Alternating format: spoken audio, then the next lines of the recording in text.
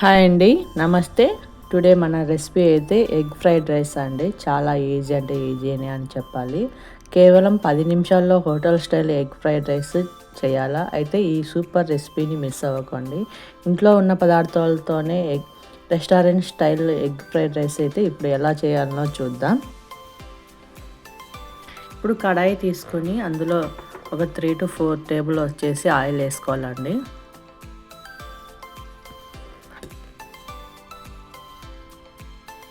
Oil వేసుకొని మనం కడాయికి మొత్తం ఆయిల్ పట్టే విధంగా కూడా ఇలా అయితే మనం చేసుకోవాలి.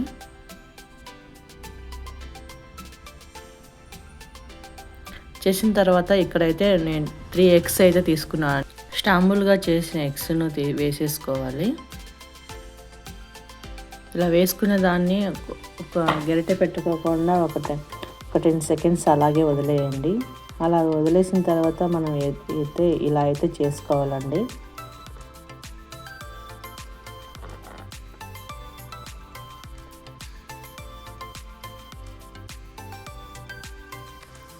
ఇలా ఒకసారి అనుకుంటా ఇప్పుడు మనం తిప్పుకొని 2 సైడ్లు అయితే మనం వేయించుకోవాలి.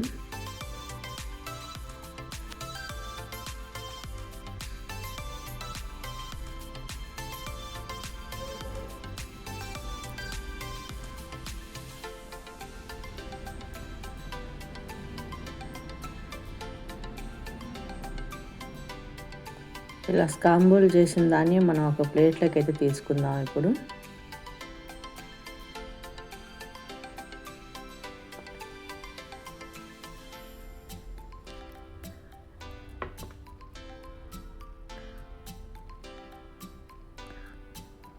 ఇప్పుడు అదే ప్యాన్లో అయితే మనమైతే నూనె వేసుకోవాలండి. 3 to 4 టేబుల్ స్పూన్ నూనె వేసుకొని అలాగే ఇక్కడైతే నేను ఒక చిన్న కప్పు కట్ చేసిన క్యారెట్, అలాగే బీన్స్, క్యాబేజీ అయితే సన్నగా తరిగినవి అన్నీ వేసుకున్నానండి. 3 to 4 నిమిషాలు అయితే వేయించండి.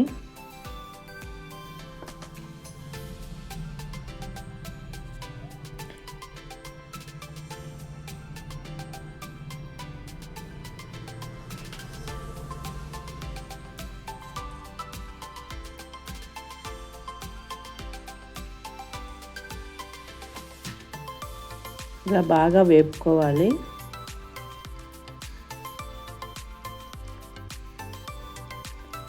ఇలా సన్నగా కట్ చేసుకోవడం వల్ల కూడా మనకు తొందరగానే ఉడుకుతాయి. ఇప్పుడు చల్లార్చిన అన్నంని వేసుకొని బాగా కలపండి.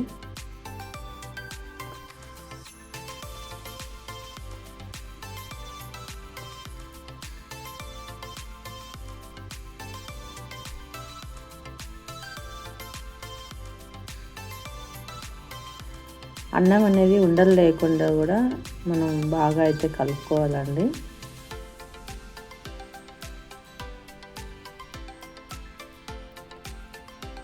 ఇలా మనకు పిల్లలకి ఇలా చేసి పెట్టడం బాగా నచ్చుతుంది. బయట తినకోకుండా ఇంట్లోనే చాలా ఈజీగా చేసుకోవచ్చండి. నైట్ మిగిలిపోయిన అన్నాన్ని కూడా చేసుకోవచ్చు.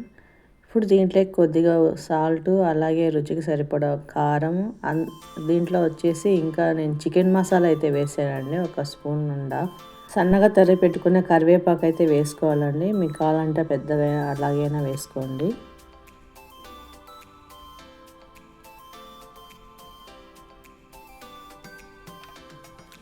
ఇలా బాగా కలుపుకున్న తర్వాత ఇక్కడైతే మనము సోయా సాస్ అయితే వేసుకోవాలండి. 1 స్పూన్ సోయా సాస్ అయితే వేసుకోవాలి. అలాగే కొద్దిగా వెనిగర్ వేసుకోవాలి. వెనిగర్ లేనప్పుడు కొద్దిగా నిమ్మరసమైన పిండుకోండి, సరిపోతుంది. హై ఫ్లేమ్ పైన 2-3 నిమిషాలు అయితే వేయించండి.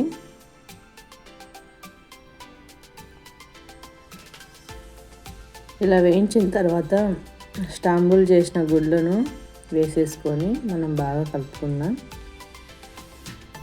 అలాగే మీకు స్ప్రింగ్ ఆనియన్స్ ఉంటే మరో 1 నిమిషం వేసి కలపండి.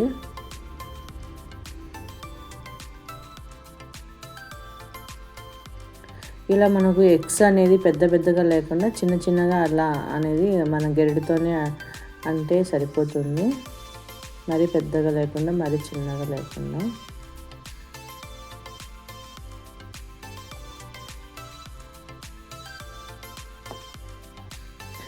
ఫైనల్గా వచ్చేసి మనం కొత్తిమీరతో గార్నిష్ చేసుకుంటున్నాం. గార్నిష్ చేసుకొని ఇప్పుడు మనకు సర్వ్ చేసుకొని ఎలా వచ్చిందో, టేస్ట్ ఎలా వచ్చిందో చూద్దామండి. అంతేనండి, వేడి వేడి ఎగ్ ఫ్రైడ్ రైస్ అయితే చాలా అంటే చాలా బాగుంటుంది. Restaurant style. ఒకసారి ఇంట్లో చేస్తే మళ్ళీ మళ్ళీ చేస్తారు. ఒకసారి ట్రై చేసి మీకు ఎలా వచ్చిందో కామెంట్ బాక్స్లో అయితే కామెంట్ చేయండి. మన ఛానల్ని సబ్స్క్రైబ్ చేసుకోండి. థ్యాంక్ యూ అండి.